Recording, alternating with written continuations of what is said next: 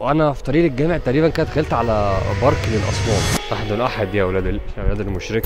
كده التحدي بتاع النهارده ان انا ما بعرفش اعمل الحكايه دي نهائيا. مش عارف الموضوع ده هيمشي اصلا ولا لا، ولا ان انا هعملها اصلا ولا لا. مجرد تحدي، يمكن يتعمل ويمكن ما يتعملش، مش عارف. طيب هي دي الاطلاله المفروض ان انا كنت اجيها. بكره عندنا مشوار مهم جدا. ايه ده؟ ايه ده؟ ايه ده؟ فانا لحقت الحمد لله وجبت واحد تاني. ما كانش عارف انا كنت جاي هنا موسكو عشان ايه. كنت جاي عشان الموضوع. بسم الله ما شاء الله، بسم الله ما شاء الله. مش بردان انت؟ محتاج تنضف مناخيرك يا معفن. فين انا فين دلوقتي؟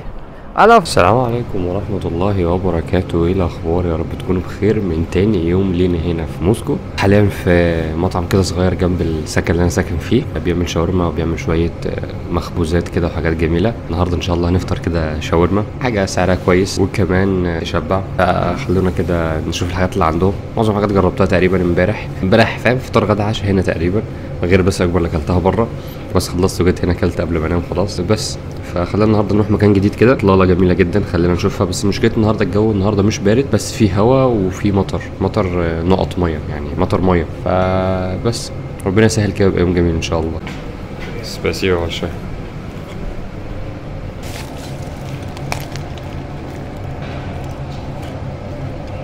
اللهم لك الحمد. بعد ما خلصنا اكل طلعنا بقى نركب الاتوبيس. احلى حاجه في السكن اللي انا جاي فيه دوت ان المحطه قدامه على طول، فالاتوبيس اهو. افترض احنا رايحين هنتجه ان شاء الله للمكان الجديد او الاطلاله الجديده.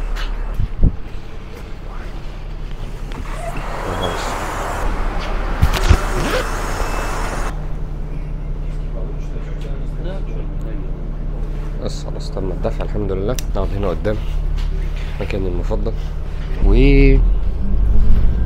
توكلنا على الله الى المكان الجديد.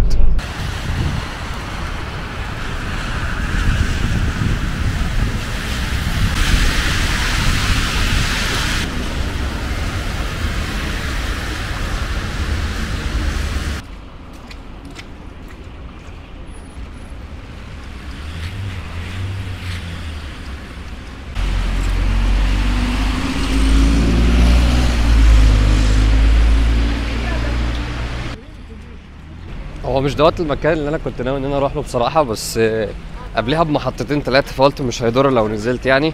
واكتشفت المكان دوت اللي شفته امبارح وانا في الاتوبيس، وبنتمشى ونوصل للمكان التاني برضه، مش فيش حاجه هتضر يعني. شوارع اوروبا يا جماعه. انا سافرت فعلا يعني. دلوقتي كده اقدر اقول انا بقى طالب بدرس بره، انما قبل كده ما كنتش طالب وما كنتش بدرس بره. الاتوبيسات شكلها حلو، الناس شكلها حلو، البيوت شكلها حلو، العربيات شكلها حلو وغاليه. العاصمه يا جماعه موسكو. نقول ايه؟ موسكو. سمعت بقى ان الاحسن واحسن كمان بيتر. ان شاء الله ربنا يكرم الاجازه الجايه نقدر نروح بيتر باذن الله. نسال الله يعني، ونسال الله ان يكون قبليها ان شاء الله عمره باذن الله يا رب. مش عارف انتوا سامعيني ولا لا، بس الهوا شديد جدا النهارده. الهوا يعني شديد قوي قوي قوي. حتى ركبت الفلتر بتاع المايك على اساس انه يخفف شويه الهوا، بس مش عارف، هضطر بقى اعلي صوته شويه كمان وانا بسجل ومركب الفلتر، وان شاء الله الصوت يطلع حلو. الجو مش بارد قوي، بس هوا جامد يعني. درجه الحراره يمكن 1 موجب، بس هوا يعني. يمكن هتلاقوني كذا مره مصور جنب حرف الام دوت ومش عارفين ايه هو حرف الام ده. فحرف الام دوت هو علامه المترو. يمكن انا مبهور وموهوم بالمترو اللي موجود هنا بصراحه، ومش عارف، بس شكله جميل جدا يعني. الطرق من تحت، المتاحف اللي موجوده، مش عارف. فانا بصراحه مبهور وموهوم معجب جدا بالمترو هنا. غير كده وكده ان هو بيوصلك في اي حته تقريبا. عشان الجو النهارده بقى حر شويه، التلج ساح زي ما انتم شايفين كده، زحلقه للصبح. بس يلا شيء جميل احسن من اجواء البرد. بصوا اتوبيسات، ايه ده؟ ايه الالوان الجميله المبهجه دي. تقريبا كده وصلنا المكان دوت هو اللي جنبي دلوقتي او اللي ورايا دوت. طيب المكان هناك اصلا مش هنا، بس المكان ده برضه شكله لطيف. خلونا نطلع كده السلم الطويل جدا دوت ونشوف كده ايه اللي موجود.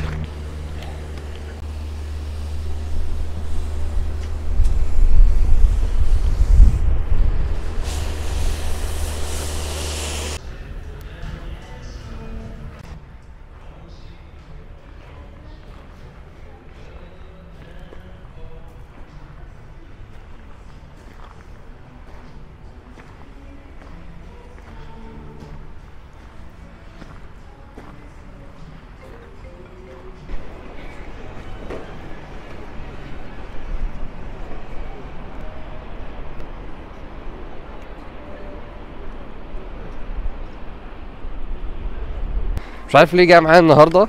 من ضمن الحاجات اللي حاطها في دماغي كده التحدي بتاع النهارده ان انا اتعرف على حد في الشارع واتكلم معاه.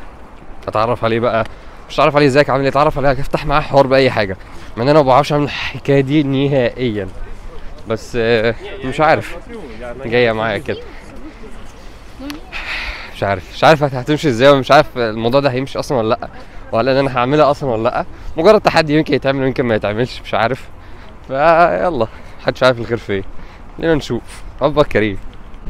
طيب هي دي الاطلاله المفروض ان انا كنت اجيها، وبالفعل اطلاله رائعه جدا.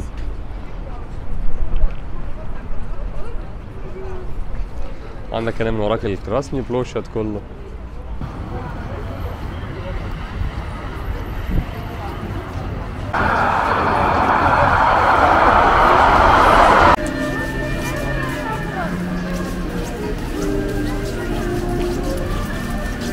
طبعا كنت بقول لكم من شويه ان انا من ضمن الحاجات اللي عايز اعملها النهارده ان انا اتعرف على حد جديد، بس اكتشفت ان انا ليا واحد صاحبي عزيز عليا موجود هنا في موسكو وطلع معانا النهارده اهو. اهلا وسهلا، ايه الاخبار؟ كله تمام؟ انا رشحته، يعني نصحته بالايس كريم بتاعي امبارح، فروحنا نجيب 2 بالفستق. ما لقيناش بالفستق بس لنا واحد تاني.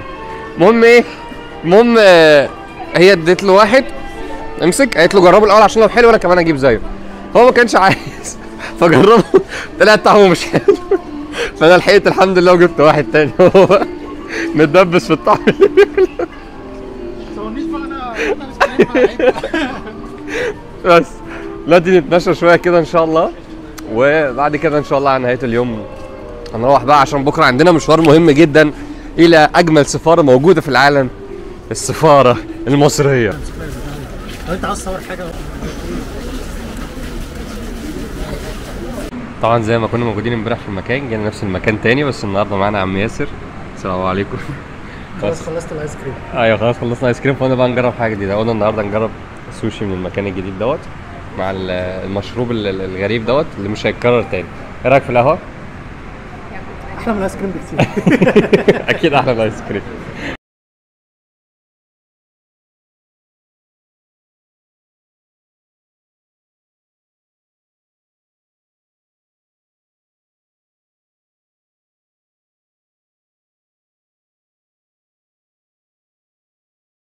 السلام عليكم ورحمة الله وبركاته. بداية يوم جديد وبداية فلوج جديد ان شاء الله. الحمد لله دلوقتي احنا لسه طالعين من السفارة المصرية، بصمونا، يمكن البصمات باينة شوية بس عشان قعدت نص ساعة بدعك في ايدي لحد ما تطلع. المهم الحمد لله بصمنا. اللي ما كانش عارف انا كنت جاي هنا موسكو عشان ايه، كنت جاي عشان موضوع البصمات، كنت جاي اعمل فيش وتشبيه. فيش والتشبيه انا محتاجه في ايه؟ فيش والتشبيه انا محتاجه علشان ان شاء الله اقدم على الاقامة المؤقتة للطلاب اللي هي ال FVPO. ايه هي الاقامه المؤقته طلاب مين؟ للطلاب. الاقامه المؤقته للطلاب ديت بتكون احنا كل سنه مثلا احنا كطلاب بنعمل فيزا جديده. الفيزا دي بتدينا يعني ان احنا نقدر نقعد في روسيا لمده سنه كمان. بسم الله ما شاء الله، بسم الله ما شاء الله، بسم الله ما شاء الله.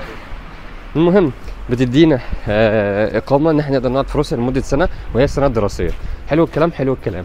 فالمهم احنا قال لك ان احنا هننزل قرار جديد ان انتوا ممكن تعملوا مثلا انت بقالك 3 سنين بقالك 4 سنين لسه جاي، فيديك فيزا لمده 4 سنين بتاع الدراسه بتاعتك، مش كل سنه تجددها، وتديك كمان سماحيه بعدين ان انت تقدر تعمل اقامه في روسيا لمده تقريبا 90 يوم على ما اتذكر يعني، وبعد كده تقدر تقدم على الاقامه الدايمه. الاقامه الدايمه دي اللي هي تديك كل متطلبات الجنسيه الروسيه ما عدا حق الانتخاب بس.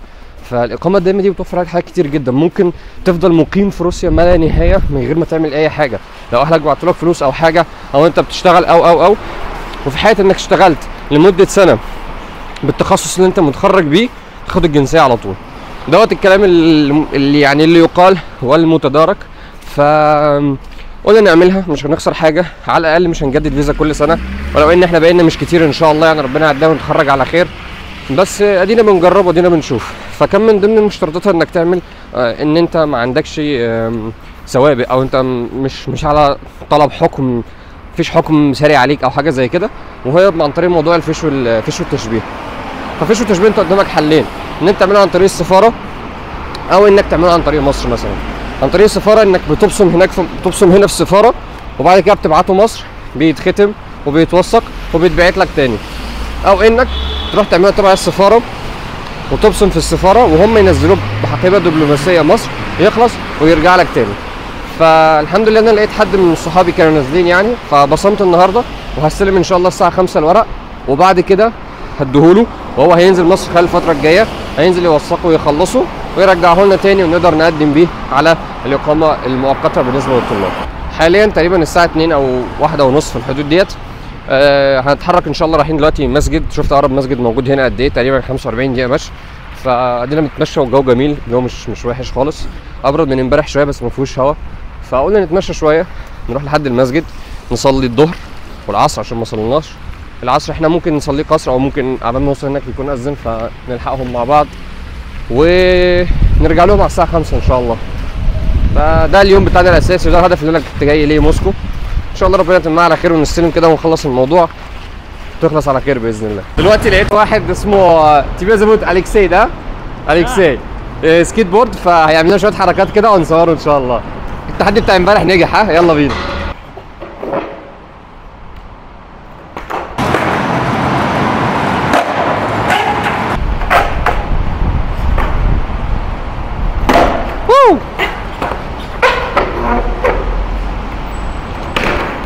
واو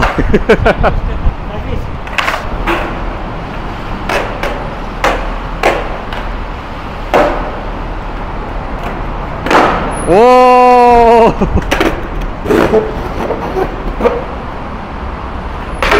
يب يب يب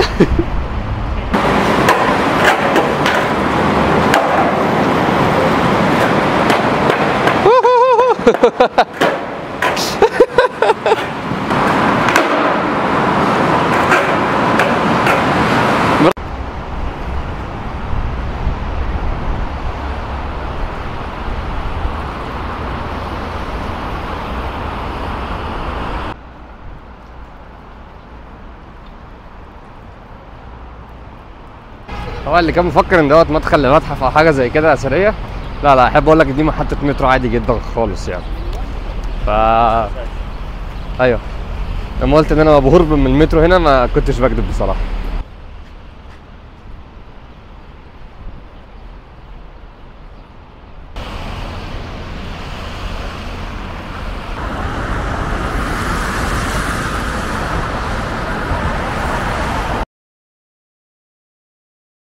وانا في طريق الجامع تقريبا كده دخلت على بارك للاصنام، يعني كان في كميه تماثيل ورا لا توصف. احنا داخلين على مجتمع التماثيل. لا اله الا الله، احد احد يا اولاد المشركه، احد احد. تعال نشوف كده.